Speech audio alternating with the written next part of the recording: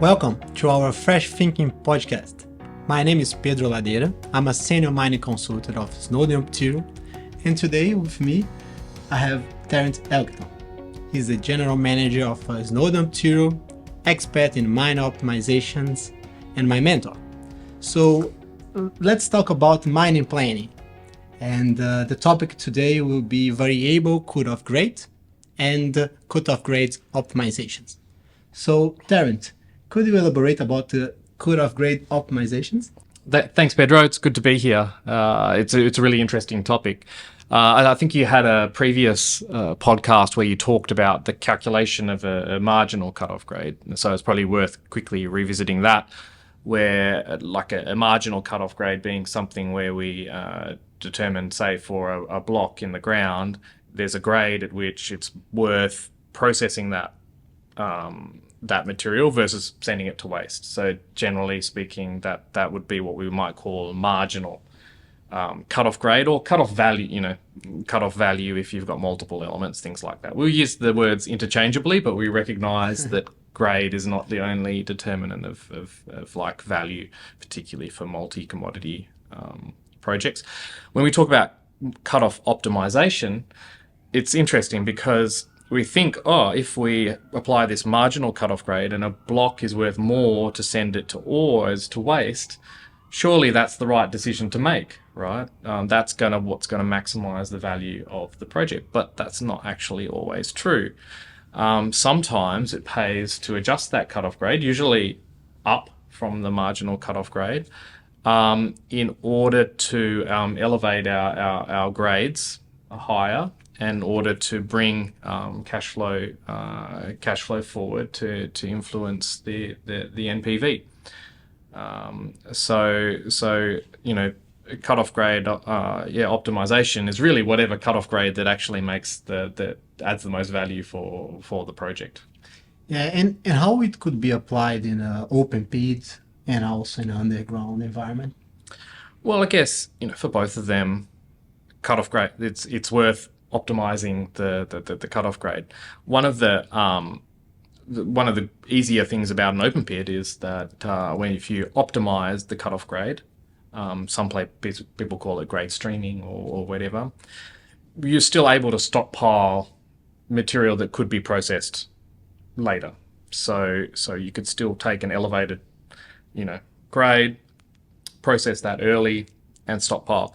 Underground, not so easy. So if you try to optimize your cutoff, you're generally locked into that. That's what you're doing. And if you do choose to elevate your cutoff grade in an underground, you might sterilize or mean that you can't mine again some of the material that sits in the wall. So it's important for both, but different implications for both of those. And how do you normally calculate this cutoff grade? Well, I guess there's a lot of examples where you could work through the theory of it, and I probably won't go into amount of detail in it, but really what determines the optimal cutoff grade is around opportunity cost.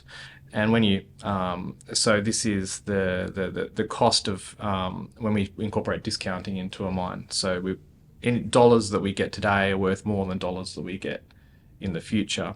And so the reason we elevate the cutoff in some circumstances is that we're going to process something that's very close to our marginal cutoff grade. You might make us $1 a ton, but you've got a block that's sitting behind it that's going to make you $100 a ton. So if that block that's making you $1 a ton is getting in the way of me processing that $100 a ton, I want to change the order.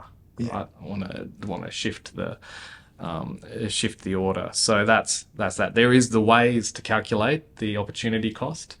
And the opportunity cost does decline as you have less and less reserves in front of you. So if you've got a big inventory behind you with lots of high grade that you might be blocking, then you might want to bring that forward.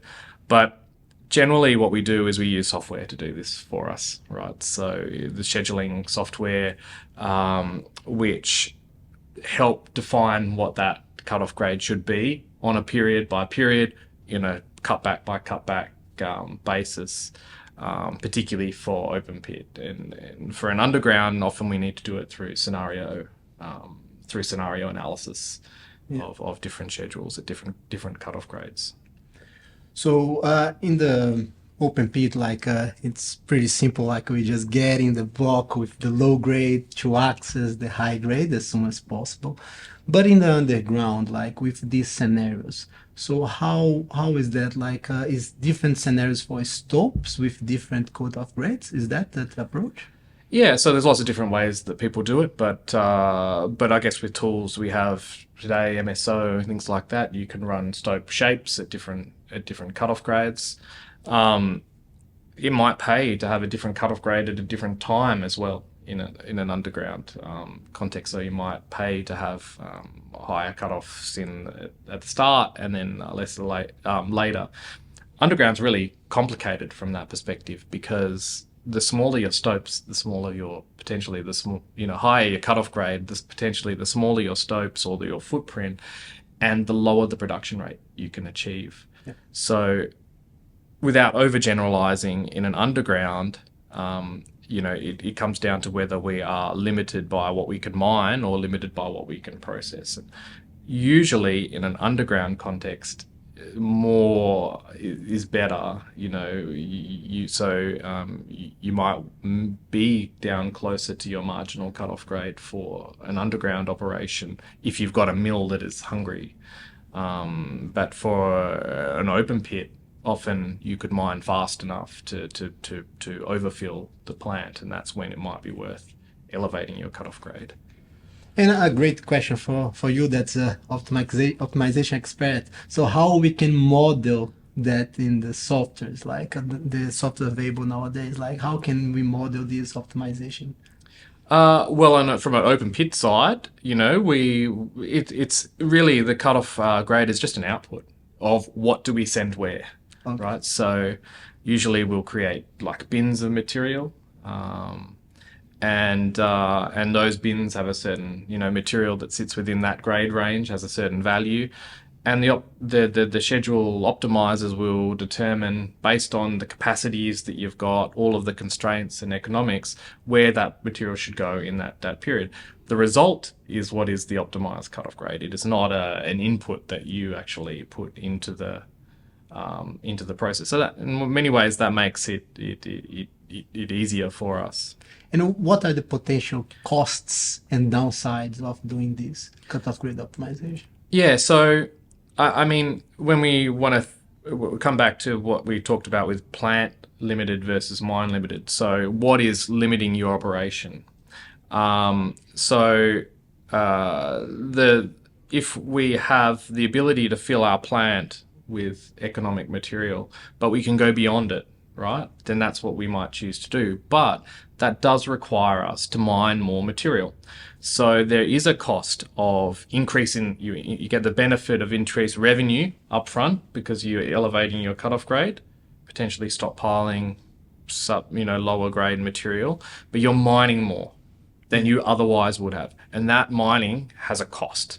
And at some point, it's no longer worth that additional cost, bringing that any like waste stripping or whatever forward in the mine to justify bringing that revenue forward. So that's the main cost from, like, say, an open pit perspective. From an underground perspective, as I said, the biggest cost probably of doing that is sterilizing resources, leaving them in pillars or skins on your around your stopes.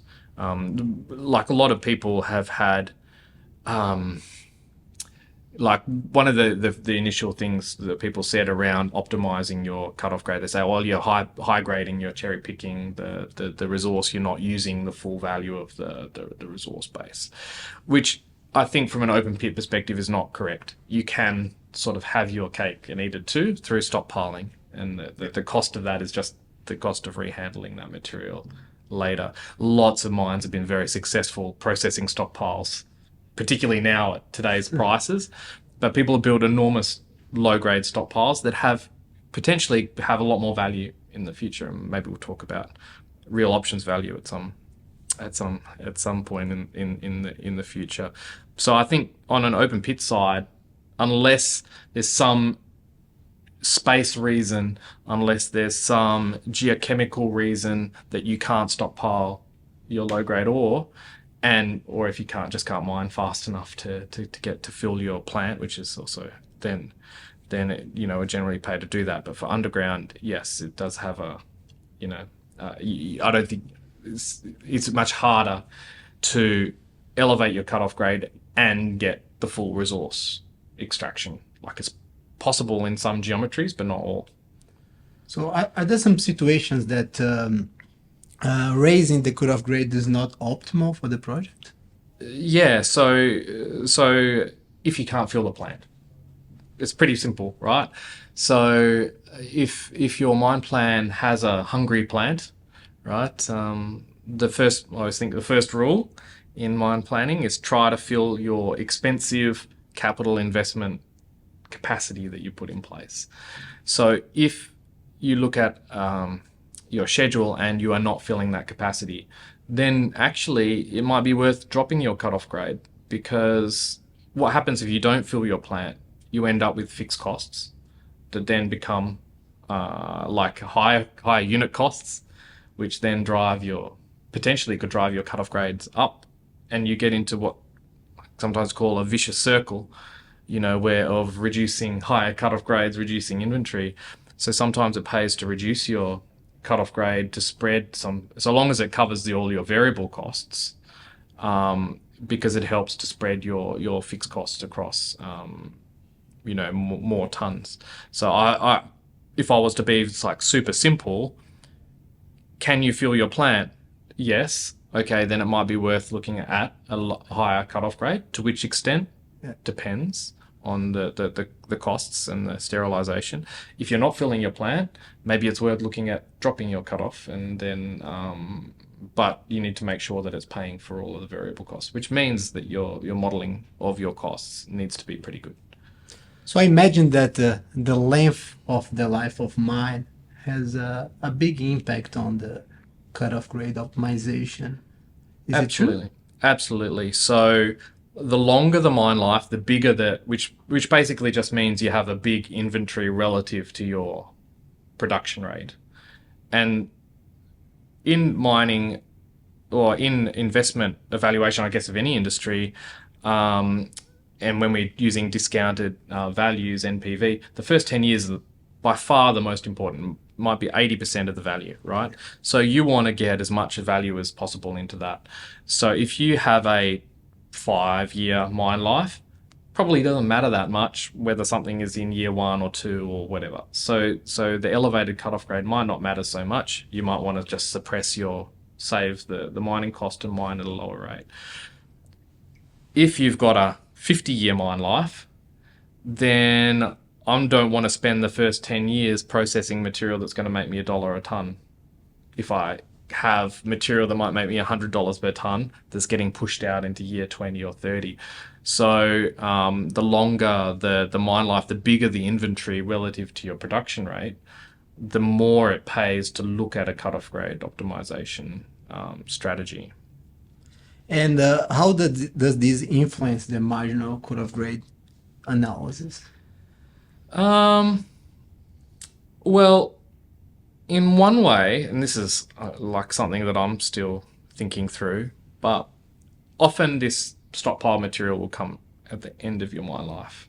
So on one side, if there's a difference between stockpiling some material and let's say direct tipping it into a plant, and that's the cost of picking it back up again and putting it into the plant, that might cost you $1, $2 in today extra than you wouldn't have otherwise had to pay, right? Yeah. So do I include that in my marginal cutoff grade assessment when I determine that factor?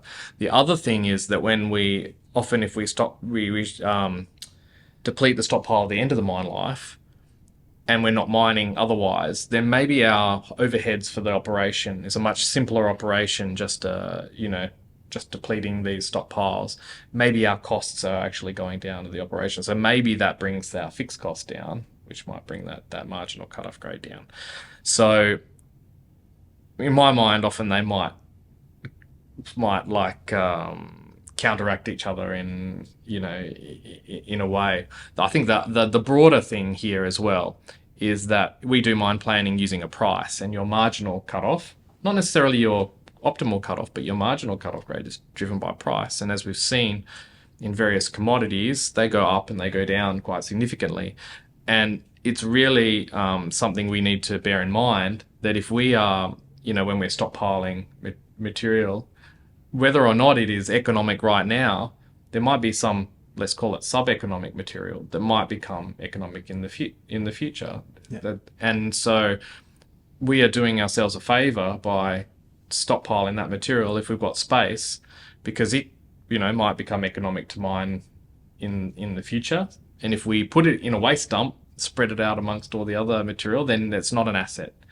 If we do stockpile it, it is an asset. And those companies that did do that will see the benefits, are seeing the benefits from it now in reality. So we need to learn, from that and make sure that we do that. So I'm not like wedded to a perfect, precise marginal cutoff grade to determine that what we stockpile, right? There might just be some nice general ranges, say in gold, like between 0.5 and 0.7 grams we put over here, and between 0.3 and 0.5 we put over here, something like that.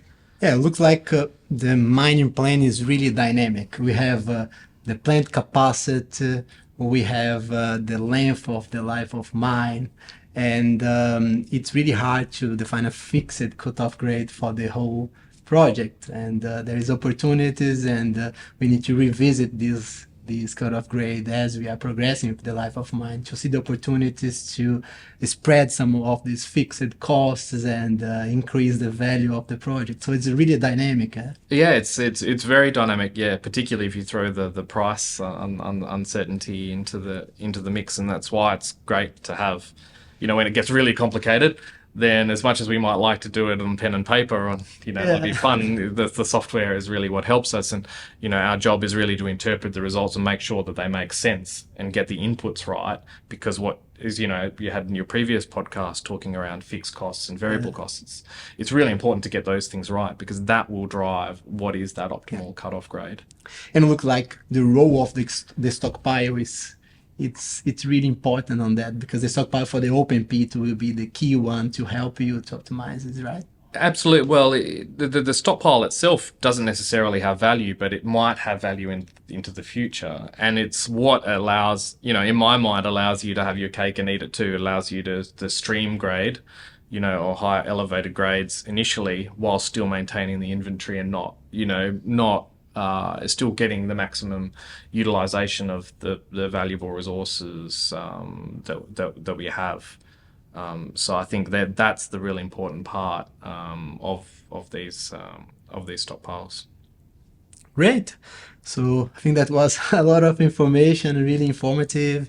And it shows like how important it is to understand the dynamics of the mining planning project, and leaving this optimization to increase the value of our projects. I think it's probably worth mentioning that this lever, and it's become more acceptable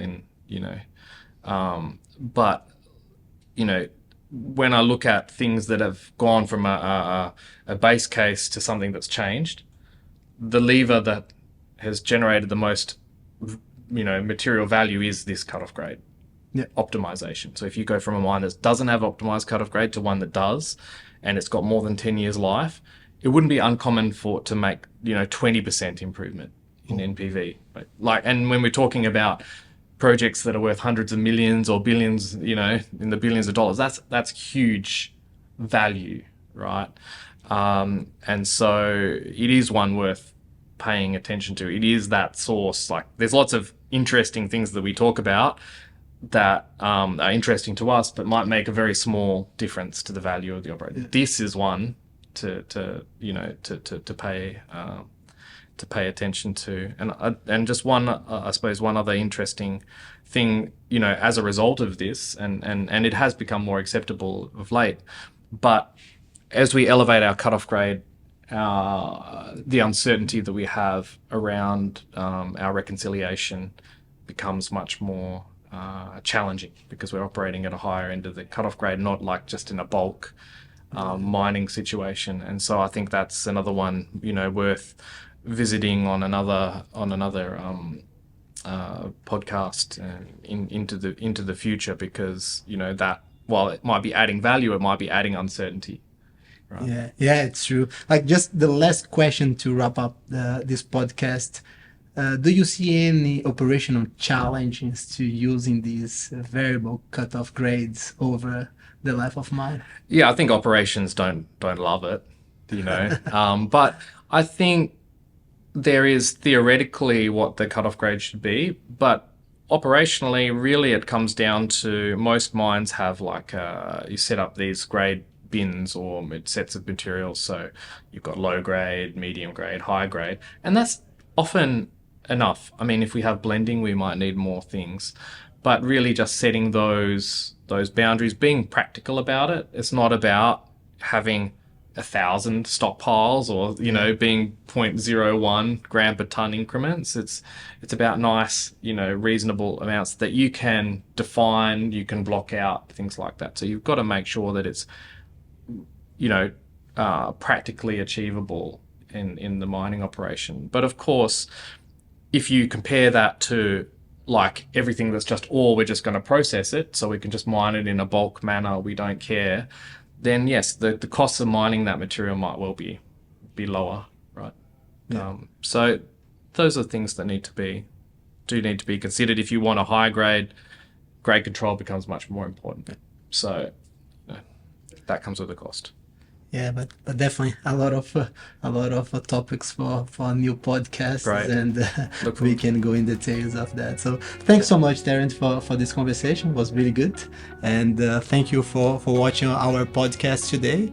If you like the content, please share that with your colleagues and give your comments. Then we will prepare more and more podcasts with these technical topics for you. Thanks so much.